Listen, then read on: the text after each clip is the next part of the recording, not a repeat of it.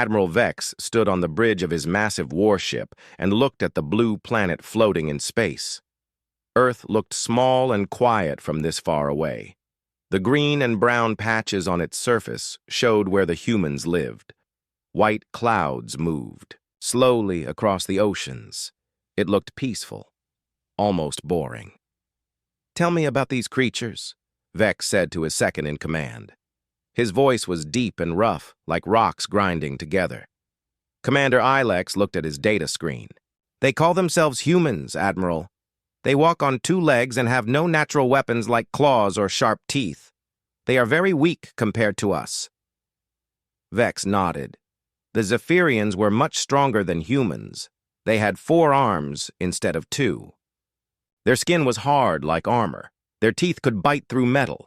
They had conquered many worlds across the galaxy with their strength and advanced weapons. "What about their technology?" Vex asked. "Very basic, sir. They still burn fuel to power their vehicles. Their fastest ships can barely leave their planet's atmosphere. They have no energy shields or plasma weapons. Most of their weapons still fire small metal pieces." Vex almost laughed. Metal pieces?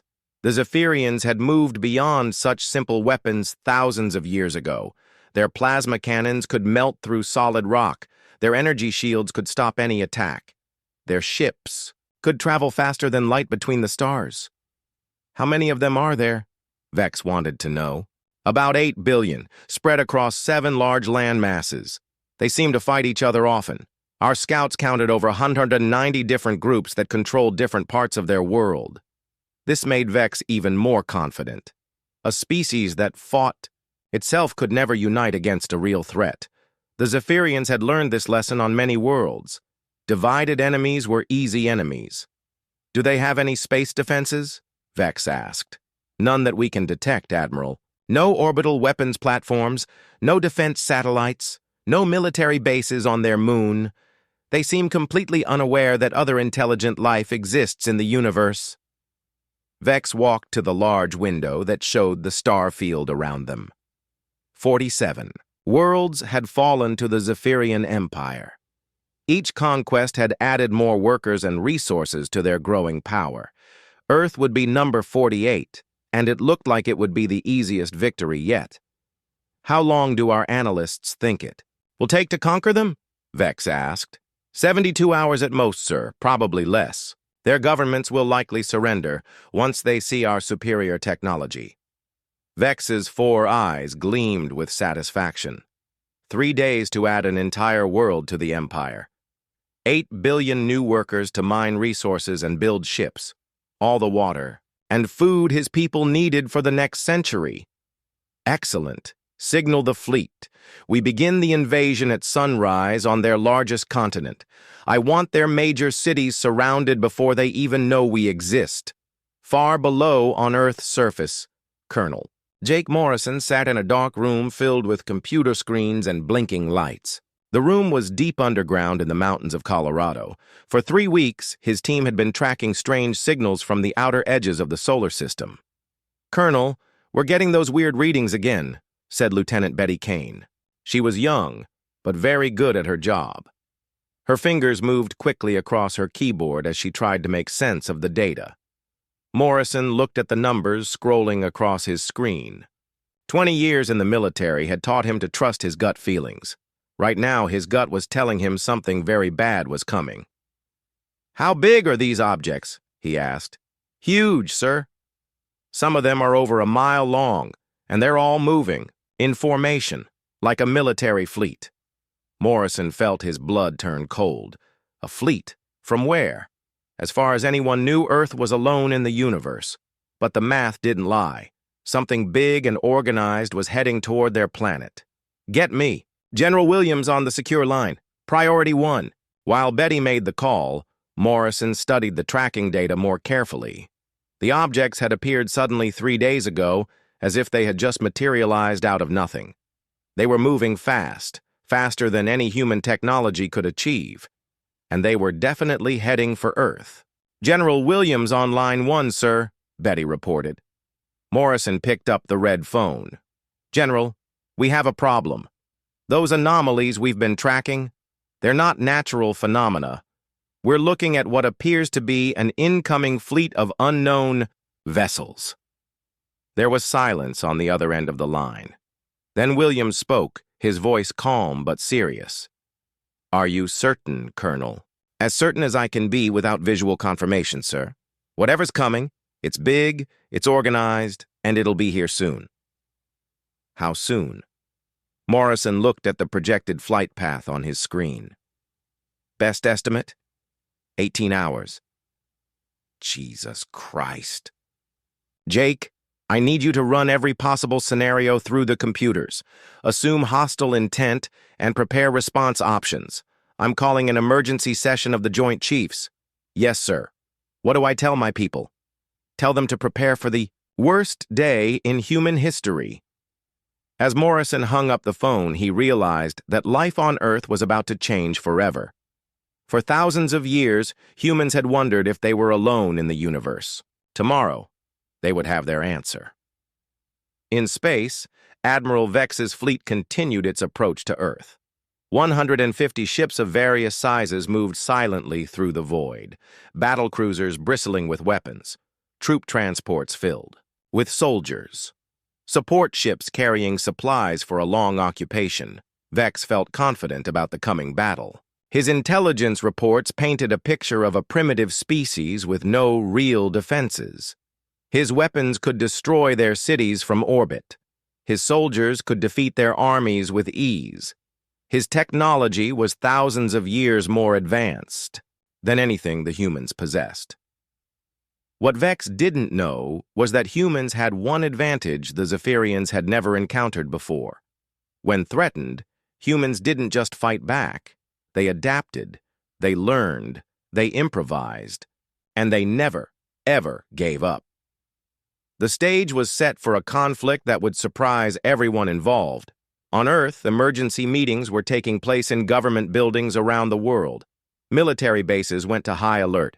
Scientists worked frantically to understand what was coming. Ordinary people went about their daily lives, unaware that their world was about to be invaded by aliens. Colonel Morrison continued monitoring the approaching fleet. Each hour brought new data that confirmed his worst fears. These were not explorers or traders. The formation patterns, the ship types, the approach vector, everything pointed to a military invasion force. "Betty, start running defensive scenarios. Assume we're facing a technologically superior enemy with overwhelming numbers." "Sir, based on the size of their fleet, our conventional forces won't stand a chance." Morrison knew she was right, but he also knew something about human nature that the aliens probably didn't understand. When humans were cornered, when their backs were against the wall, when their families and homes were threatened, that's when they became truly dangerous. Run the scenarios anyway. And Betty, start thinking outside the box. We're going to need every advantage we can get. The countdown to first contact had begun. William smiled for the first time since the invasion began. Cold deep beneath the Nevada desert, Dr. Alex Carter was having the most exciting day of his scientific career. The laboratory around him was filled with pieces of destroyed alien technology. Broken hull fragments, damaged weapons, and most importantly, several intact power cells that had survived the destruction of their host vessels. "Maya, look at this energy coupling," Carter called to his partner, engineer Maya Rodriguez. His voice was filled with wonder as he studied the alien device under a powerful microscope. "The power output is incredible. This single cell could run a small city for a month." Rodriguez was already working on her tablet, designing interfaces that could connect alien technology to human systems. Her fingers moved quickly across the screen as she worked out the mathematical relationships between the two technologies. "I'm seeing how we can integrate this into our existing power grids," she said. "Give me 4 hours and I can have prototypes ready for field testing." Above them, the war continued into its second day. Both sides were learning and adapting, but the humans were proving far more flexible than Admiral Vex had expected. General Williams stood in the main command center, studying reports from battles around the globe. Despite being outgunned and outnumbered, human forces were holding their positions and even winning some engagements. "Status report," he ordered as Colonel Morrison entered the room.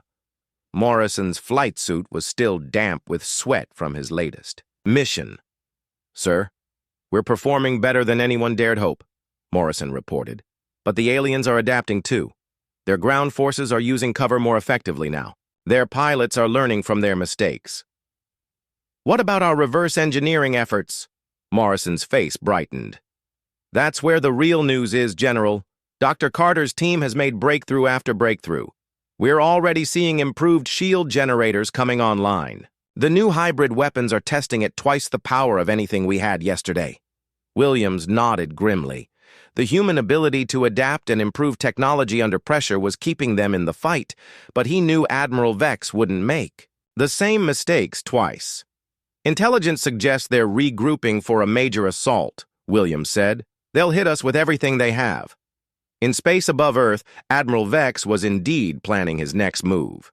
The humans had surprised him, but the Zephyrian Empire hadn't conquered 47 worlds by giving up after the first setback. "Commander Wilex, bring the heavy cruisers into bombardment position. I want our capital ships ready to provide orbital fire support for the next assault wave."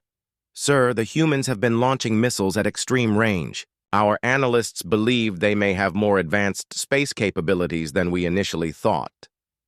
Vex's 4 eyes narrowed as he considered this possibility.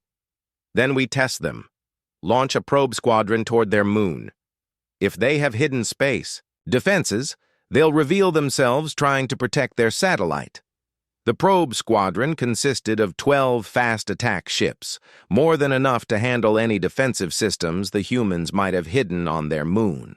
The ships accelerated toward Luna at maximum speed, confident in their ability to outfight anything the primitive humans could deploy. They were completely unprepared for what was waiting for them. Lieutenant Commander Sam Davis had been hiding in the shadow of Earth's moon for 36 hours. His ship was unlike anything either humans or aliens had built before. It was a hybrid creation, combining human engineering with alien technology in ways that shouldn't have worked but somehow did. The hull was human-built, designed for stealth and speed. The engines were a fusion of human rocket technology and alien gravity manipulation systems. The weapons combined human railgun concepts with alien energy projection. The result was a ship that neither species would have recognized as their own. "Contacts acquired," Davis reported to Earth Control through a secure communication channel.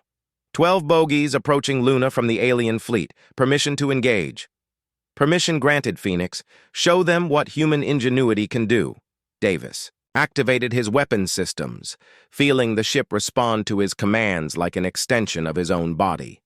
The hybrid targeting computer painted firing solutions on 12 alien ships with inhuman precision, engaging now. The weapons that Maya Rodriguez had designed fired in perfect coordination. Railgun projectiles moving at incredible speeds crossed paths with plasma bursts that had been enhanced using human particle acceleration techniques. The combination was devastating. 11 of the 12 probe ships disappeared in brilliant flashes of light. The sole survivor, its hull cracked and engines failing, fled back toward the main fleet broadcasting emergency signals about impossible human space capabilities. Admiral Vex watched the tactical display with mounting disbelief. "How is this possible? Our intelligence said they had no meaningful space presence." "Sir," Commander Ilex said carefully, "it appears our intelligence was seriously flawed.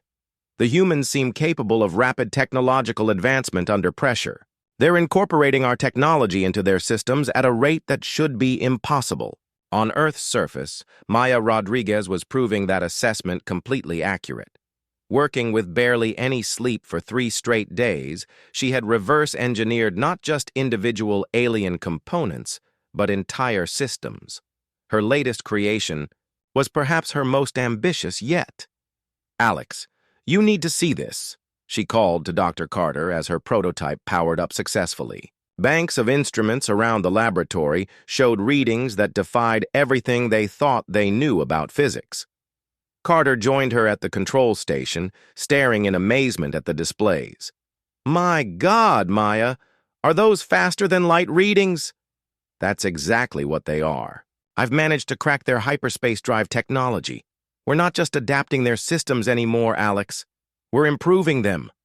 Their conversation was interrupted by an urgent communication from General Williams. "Dr. Carter, I need those. Defensive upgrades online within 6 hours. Intelligence suggests the aliens are preparing for an all-out assault." "General," Carter replied, his voice filled with excitement. "What if I told you we could do better than defense? What if we could take the fight directly to them?" The silence on the communication channel lasted several seconds. When Williams finally responded, his voice was carefully controlled. "Doctor, please tell me you're not suggesting what I think you're suggesting. Maya's built us a starship, sir. A fast one with capabilities the aliens never imagined possible. And if our calculations are correct, it can do things that will completely change this war." Williams was quiet for a moment, considering the implications. Finally, he spoke. "How soon can you have it ready for deployment?" "Give us 4 more hours," Rodriguez called out. "And General, we're going to need a pilot who's not afraid of making history." Across the facility, Colonel Morrison looked up. From the alien fighter he'd been studying, the craft had been damaged but mostly intact when it crashed. Human technicians had spent hours figuring out how its systems worked. Did someone say they needed a test pilot? 4 hours later, Morrison stood before a spacecraft that looked like nothing either human or alien engineers had ever conceived. It combined the best aspects of both technologies in a design that was uniquely human in its creative approach to problem solving. The hull was sleek and angular, designed for both atmospheric flight and space operations. The engines used alien gravity manipulation, enhanced by human plasma injection systems. The weapons were railguns that fired projectiles accelerated by alien energy fields. The shields were human force field technology, powered by alien energy. Cells. "Maya, this is incredible work," Morrison said as he ran his hands over the control systems. "How did you manage to integrate all these different technologies?" "Trade secret," Rodriguez replied with exhausted pride. But the short version is that human brains are apparently more adaptable than anyone realized. The alien systems actually work better with human operators than they do with their original users.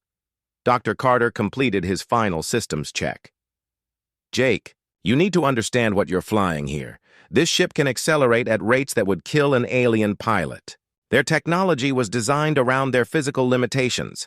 We redesigned it around human capabilities." Morrison strapped himself into the pilot's seat and felt the ship's systems come alive around him. Through the neural interface that Rodriguez had modified, he could sense the vessel's capabilities like extensions of his own body. The sensation was incredible and terrifying at the same time. "Phoenix 1, this is ground control," came General Williams's voice through the communication system. "You are cleared for launch. Mission parameters are loaded into your navigation computer." "Copy, ground control. Phoenix 1 departing on schedule." The hybrid ship lifted from its hidden launch facility with impossible grace. Within seconds, it was accelerating past escape velocity toward the alien fleet holding position beyond Earth's moon. For the first time since the invasion began, humans were about to take the offensive. Admiral Vex was reviewing attack plans when his sensors officer made an urgent report. "Sir, we're detecting a small craft departing from Earth's surface. It appears to be heading directly for our position." "One ship?" Vex's mandibles clicked in amusement. "Are the humans sending us a surrender delegation? See?" The Zephyrian fleet dropped out of hyperspace at exactly 6 in the morning, Earth time. Admiral Vex expected to catch the humans sleeping. He thought their primitive sensors would take hours to notice his ships. He was wrong. Within 5 minutes, alarms were blaring at every military base on the planet. "This is impossible," Vex growled as he watched the tactical display. Red lights were flashing across Earth's surface as human forces scrambled into action. "How did they detect us so quickly?" Commander Ilex frantically checked his instruments. Sir, they seem to have some kind of early warning system we missed. And Admiral, look at this. The main screen switched to show Earth's surface. Military. Bases that had looked quiet and empty just hours before were now buzzing with activity. Fighter jets were launching from runways. Naval ships were leaving their ports at full speed. Ground forces were moving to defensive positions with a speed that spoke of extensive training. In the war room beneath Cheyenne Mountain, General Pete Williams was coordinating humanity's response. His face was grim, but determined as he spoke into his headset. All units, this is not a drill. We have confirmed hostile alien contact. Implement Defense Protocol Omega immediately. Repeat, this is not a drill.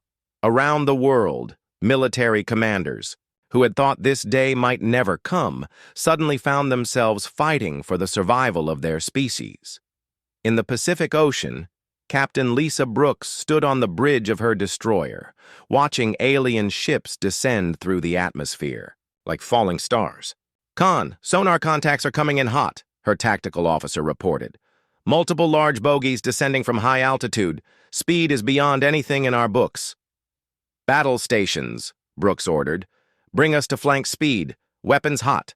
Her ship had been retrofitted just months earlier with experimental railgun technology. The military had been testing new weapons based on theories about electromagnetic acceleration. Now those theories were about to be tested in real combat. The first wave of Zephyrian attack craft screamed down through Earth's atmosphere. Their pilots were confident and relaxed. These ships had conquered dozens of worlds. Their shields could stop any weapon these primitive humans might have. Their armor could withstand direct hits from nuclear explosives. They had never faced a railgun before. Captain Brooks watched the alien craft approach on her targeting screen. They were flying in a tight formation, making no effort to evade or take evasive action. They clearly didn't consider human weapons a threat. "Target locked," her weapons officer reported. "Fire." The railgun sent a tungsten rod through space at incredible speed. The projectile hit the lead alien craft and punched through its shields like they weren't even there. The ship exploded in a brilliant flash that lit up the ocean for miles. "Target destroyed," the weapons officer reported, his voice filled with amazement. "Sir, their shields didn't even slow down our round." Brooks allowed herself a small smile. "Target the next one. Let's show these visitors what human engineering can do." Similar scenes were playing out across the globe. In Germany, Colonel Hans Weber was using urban warfare tactics to devastating effect. His tank battalion had lured alien ground forces into narrow city streets where their superior technology couldn't help them. Human soldiers, fighting for their homes and families, proved to be far more resourceful than the aliens had expected. In Japan, Admiral Kenji Nakamura's submarine fleet was attacking alien landing craft with torpedo spreads that the invaders never saw coming.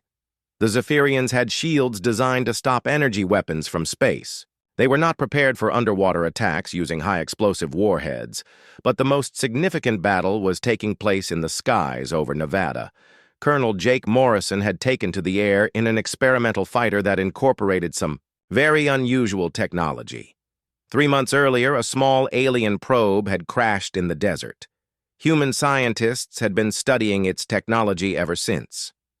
Now Morrison was flying a fighter that used both human and alien technology in ways that neither species had ever attempted before. "Tango 2, break left," Morrison called to his wingman as alien plasma bolts flashed past his canopy. The alien pilot was skilled and his ship was fast, but he was flying by the book. Morrison could predict his every move. The alien fighter tried to climb above Morrison's plane using superior acceleration to gain an advantage. It was a good tactic that would have worked against any normal human aircraft. Morrison's fighter was not normal. The alien technology in his engines allowed him to pull maneuvers that should have been impossible. He followed the alien ship straight, up, matching its climb degree for degree. The alien pilot made a critical mistake. He assumed that Morrison's ship had the same limitations as other human aircraft. When he committed to a high-speed turn, he left himself vulnerable. Morrison's missile found its target. The alien fighter disappeared in a ball of flame. "Splash one, bandit," Morrison reported. "These guys might have better tech, but they sure don't know how to use it creatively." Admiral Vex stared at his tactical display in growing shock. Red symbols were appearing faster than his staff could track them. Each symbol represented a destroyed Zephyrian unit. This wasn't supposed to be happening. "Sir, we're receiving a transmission from the planet," his communications officer reported. "Put it through." The face that appeared on the main screen belonged to a human male in military uniform. General Williams looked directly at Admiral Vex with calm, steady eyes that showed no fear. "This is General Peter Williams of the United Earth Defense Force.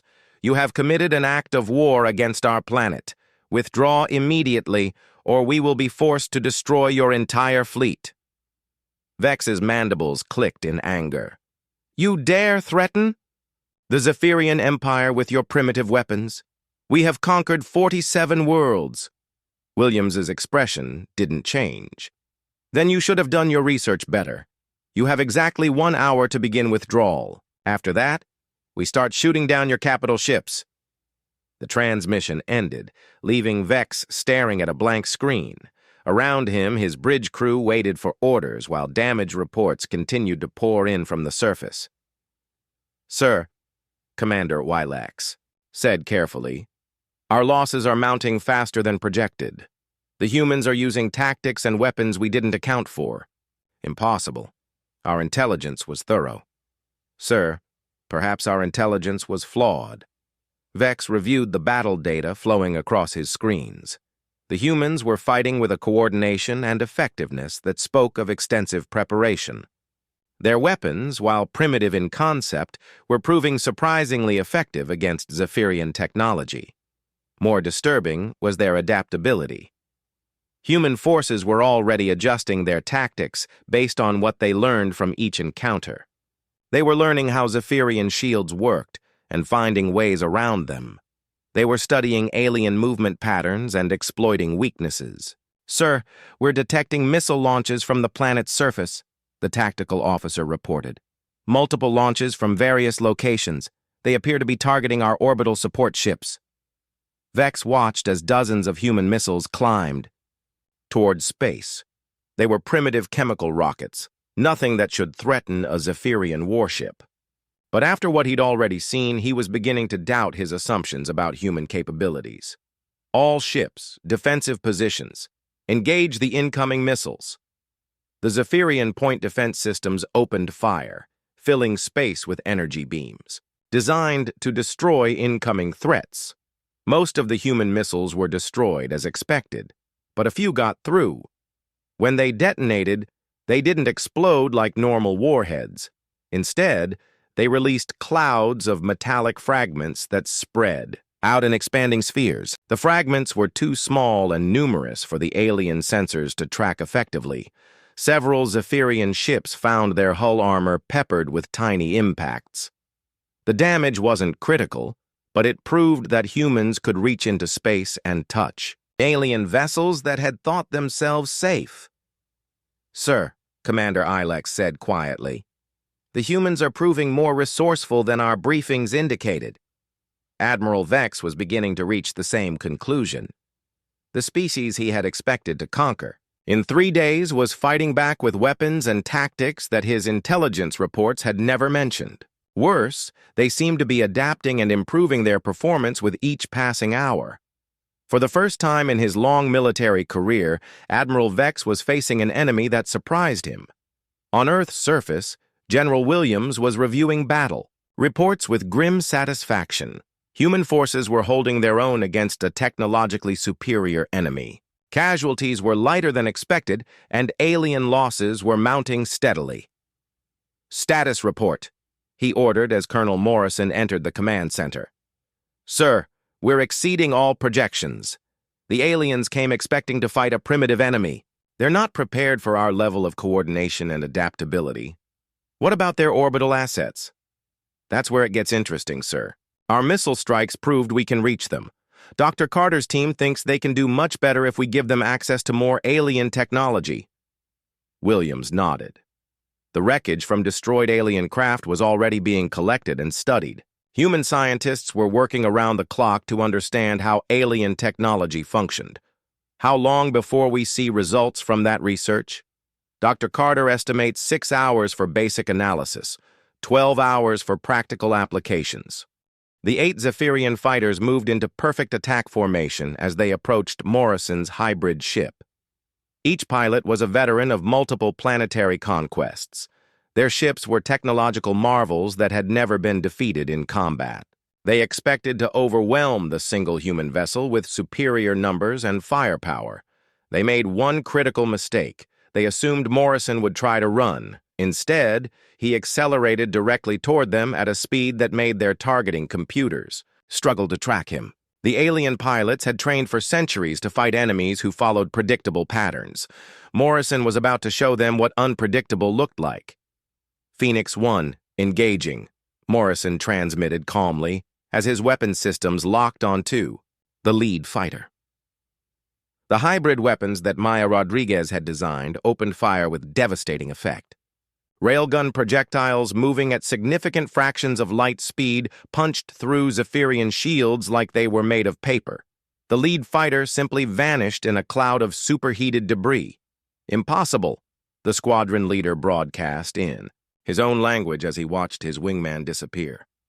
No primitive weapon should penetrate our shields. Morrison's response came through perfectly translated communication channels. That's your problem right there.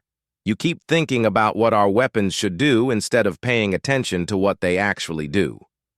The remaining 7 fighters tried to scatter and regroup, but Morrison's ship was simply too fast and maneuverable.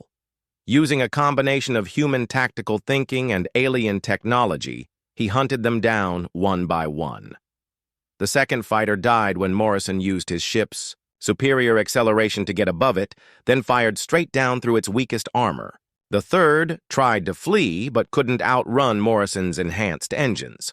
The fourth and fifth attempted to coordinate their attack, but Morrison anticipated their moves and destroyed them both with a single shot that passed through one ship and into the other. Within 5 minutes, 8 veteran Zephyrian pilots were dead, and Morrison was accelerating toward his real target, Admiral Vex's flagship. On the bridge of the command ship Dominant Claw, Admiral Vex stared at his tactical display, in shock. 8 pilots destroyed by one primitive craft. How is this possible? Sir, our sensors are having difficulty tracking the human vessel, his tactical officer reported. It appears to be using some kind of stealth technology we've never encountered. Stealth technology? Humans don't have stealth capability. Sir, apparently humans have many capabilities we didn't know about. The truth was both simpler and more complex than Admiral Vex realized. Humans didn't have advanced stealth technology, but Maya Rodriguez had figured out how to make alien stealth systems work better than their original designers had intended. Combined with human electronic warfare techniques, the result was a ship that was nearly invisible to Zephyrian sensors. Morrison used that advantage to position himself for an attack run that would send a clear message about human capabilities. Ground. Control. Phoenix 1. Beginning attack run on the alien flagship. If this works, it should convince them to reconsider their invasion plans. Copy, Phoenix 1. Good hunting. The Zephyrian flagship Dominant Claw was massive, over 3 kilometers long and bristling with enough weapons to reduce a planet's surface to molten rock. It was protected by shields that had never been penetrated by enemy fire. Its armor was thick enough to withstand direct nuclear strikes. Its point defense systems could track and destroy thousands of incoming projectiles simultaneously, but it was not designed to handle a single small craft moving at impossible speeds and attacking from an unexpected direction. Morrison came in from directly underneath the alien ship, using the flagship's own bulk to hide his approach until the last possible moment. When he finally appeared on Zephyrian sensors, he was already too close for their heavy weapons to target effectively. His attack was precise and devastating. The hybrid weapons carved through the flagship's armor like it was made of thin metal. Sheets. Shield generators exploded in cascading failures that lit up the ship's hull with electrical discharges. Weapon systems went dark as their power supplies were severed. Engine compartments vented atmosphere and debris into space. In 30 seconds, Morrison had reduced the pride of the Zephyrian fleet to a helpless, drifting hulk.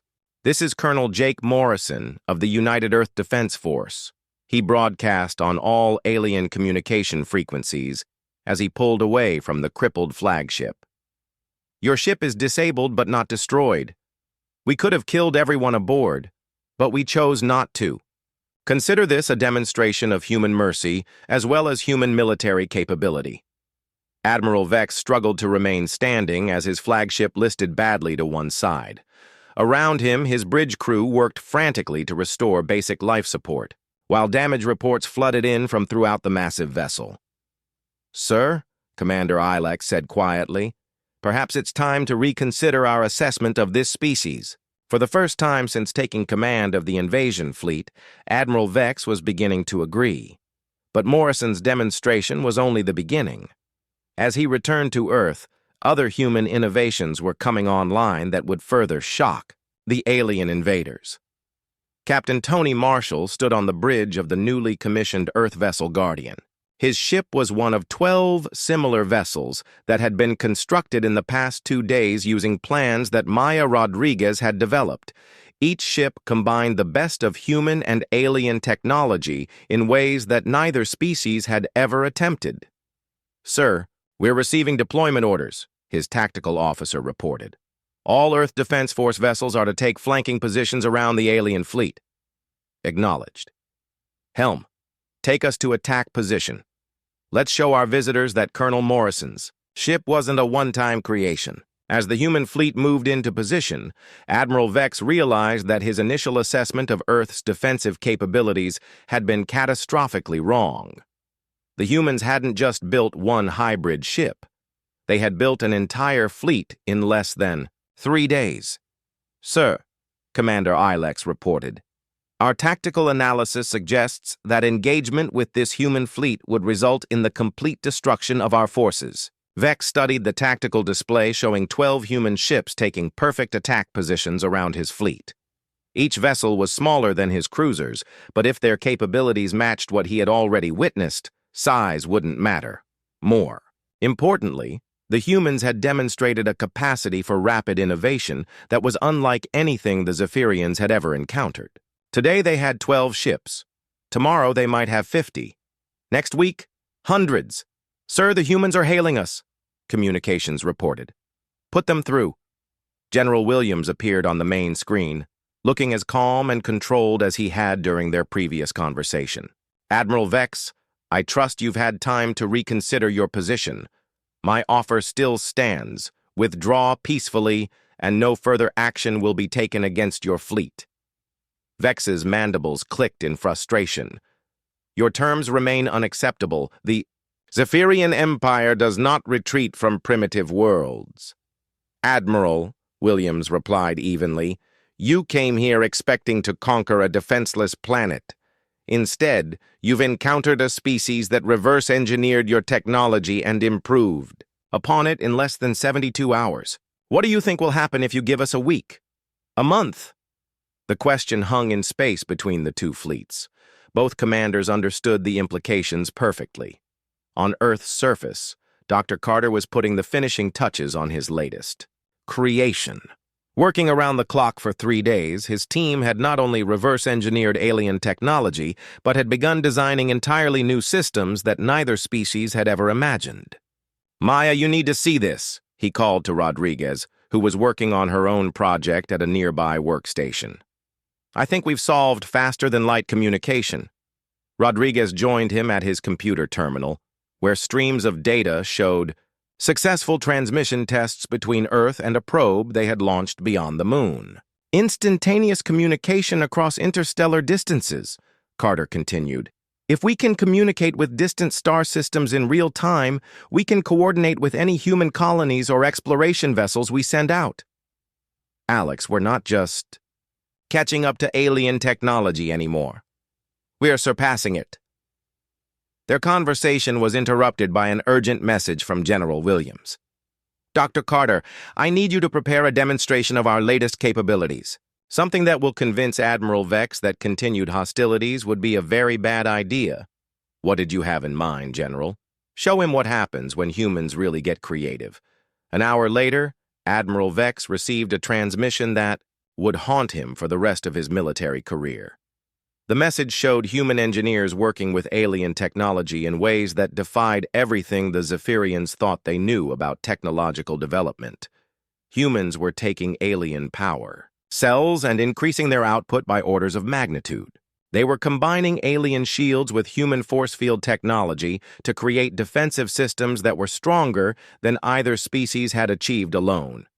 They were building weapons that used alien energy projection enhanced by human particle acceleration. Most disturbing of all, they were doing it fast.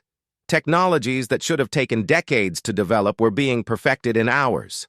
Sir, Commander Ilex said quietly as they watched the transmission. The morning sun rose over the golden wheat fields of New Eden, like it had every day for the past 5 years.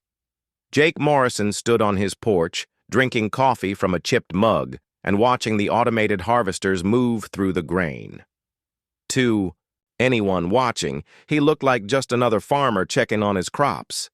Jake was not just another farmer. He set down his coffee and walked to the red barn behind his house. The barn looked old and worn, like it had been there for decades. Inside, past the hay bales and farming tools, a hidden panel slid open when Jake pressed his thumb to what looked like a rusty nail. The room beyond was filled with screens and communication equipment. Green lights blinked steadily. Everything was working normally. Jake had checked these systems every morning for 5 years, hoping he would never need to use them. Today felt different. 300 miles away, Lisa Parker was elbow-deep in the engine of a grain combine. Oil stained her work clothes, and her blonde hair was tied back under a cap. She had been fixing farm equipment since dawn, but the work was not what it seemed. Lisa was not just a mechanic. The combine's engine was powerful enough to run a small factory. Hidden beneath the normal farming parts were components that did not belong on any ordinary machine. Lisa had spent months installing them, disguising military-grade hardware as simple farming equipment. She wiped her hands on a rag and climbed out of the engine compartment. The combine looked ready for harvest season. In reality, it was ready for something much more dangerous. Across the valley, Sam Rodriguez worked in his repair shop. Tractors and plows filled the building, all waiting for maintenance. Sam moved between them with practiced ease, tightening bolts and replacing worn parts. His workshop looked chaotic, but everything had its place. Sam was not just a repairman. Under the hood of each machine, Sam had made careful modifications, extra power systems, reinforced frames, hidden compartments that could open at the touch of a button. To most people, these were just farm vehicles. Sam knew better. He paused at a large harvester and ran his hand along its side. The metal felt cold under his fingers.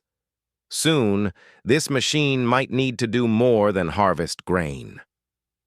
In the communications center at the heart of New Eden's main settlement, Kate Williams sat before a wall of monitors. Radio chatter filled the air as farmers across the planet reported on crop conditions and weather patterns. Kate listened to it all, but she was not really interested in the farming reports. Kate was not just a communications officer. Hidden in the normal radio traffic were coded messages, updates on defensive positions, status reports on hidden weapons, confirmations that everyone was ready for what might come. Kate had been coordinating these secret communications for years, preparing for a day she hoped would never arrive. She glanced at a special monitor that showed the space around New Eden. So far, it was empty except for the usual cargo ships bringing supplies and taking away grain. Kate hoped it would stay that way. New Eden was home to 50,000 people spread across 6 major settlements. They grew wheat, corn, and soybeans that fed colonies throughout this sector of space. Their grain was some of the best in human territory, and their farmers were known for their skill and dedication. That was what the official report said. The truth was more complicated. Every person on New Eden had volunteered to come here. They had all signed contracts that looked like normal farming agreements, but contained hidden clauses.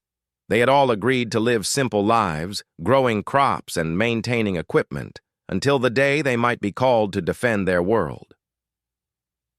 Most of the colonists were retired military personnel, soldiers who had served their time and wanted peaceful lives, but were willing to fight again if needed.